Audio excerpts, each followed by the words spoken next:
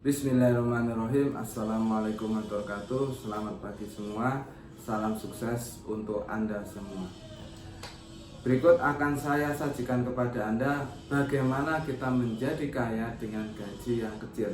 Anda saksikan dari awal sampai akhir. Anda lakukan step by step apa yang sudah saya sampaikan. Semoga ini menjadi manfaat bagi kamu semua. Sebelumnya kita baper dulu. Terima kasih.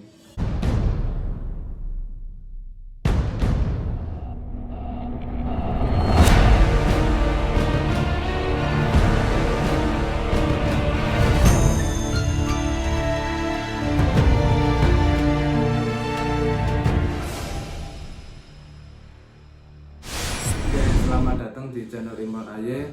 Channel saya mengupas tentang motivasi kehidupan, ya, baik itu masalah terkait dunia remaja, dunia dewasa, atau dunia pernikahan, ya, atau masalah-masalah yang lain. Ini saya kupas di channel saya, ya. Oke, kali ini saya akan membahas masalah bagaimana kita menjadi kaya dengan gaji yang kecil. Pertanyaan kita kebanyakan adalah, itu nggak mungkin.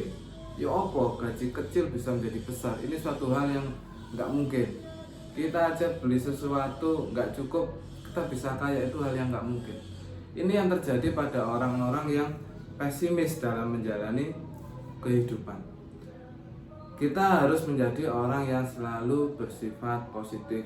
Orang bijak selalu berasumsi bahwa apa yang kita terima sekarang, mari kita manfaatkan betul-betul apa yang bisa kita gunakan. Jadi kita fokus bagaimana memanfaatkan, bukan fokus terhadap keluhan-keluhan pada saat kita menerima gaji yang kecil, ya. Mau nggak mau tetap kita hari ini lakukan. Jadi gaji yang kecil, timbang kita mengeluh, ya kita harus sih positif. Kita harus memanfaatkan apa yang kita terima sekarang.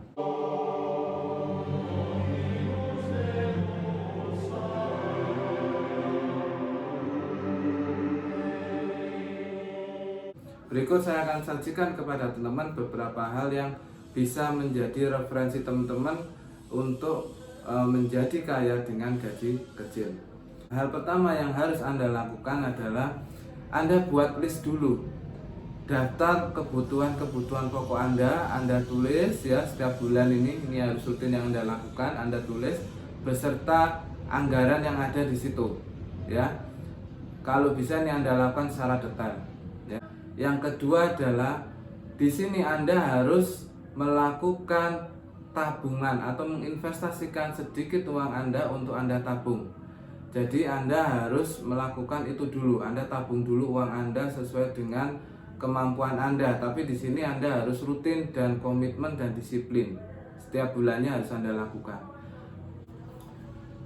Kenapa ini menjadi suatu hal yang penting? Bahwa dengan kita komitmen melakukan tabungan terhadap pendapatan kita, itu akan kita jadikan sebagai alat untuk bagaimana kita melakukan investasi ke usaha kita yang lain, ya. Yang ketiga, setelah Anda melakukan list dari rincian tadi, terus di situ Anda menentukan dulu tabungan yang Anda tabung, ya.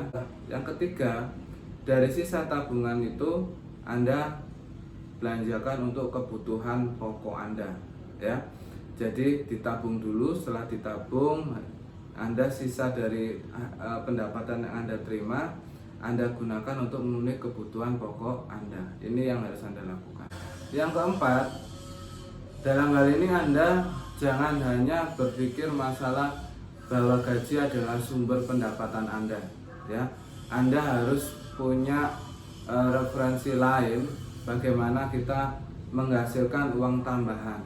Dalam hal ini yang saya maksud adalah kita harus menyisihkan uang yang saya maksud tadi dari tabungan itu untuk kita bikin sebuah investasi kecil atau usaha kecil, ya.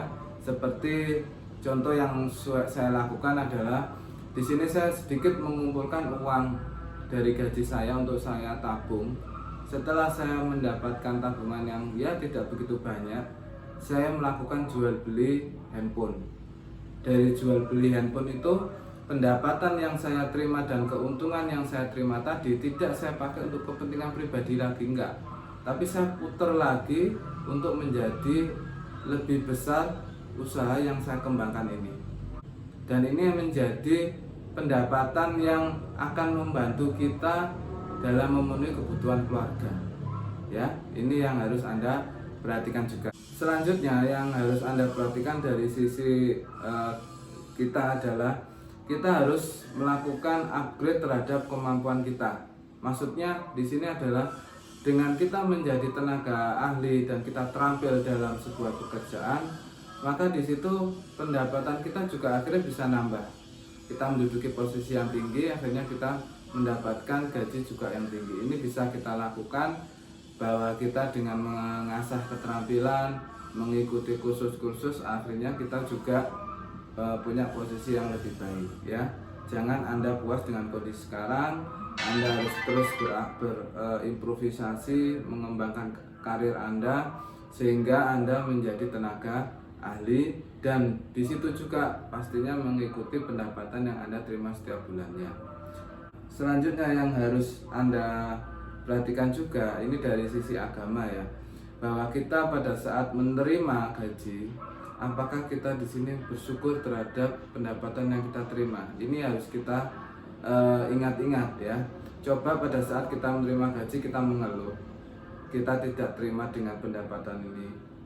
Yang Anda rasakan selama ini mungkin uangku kok cepat habis, pendapatku tiba-tiba berkurang, kok pengeluaranku semakin banyak, akhirnya kita tidak bisa menabung. Ini mungkin salah satunya adalah karena kita tidak mensyukuri.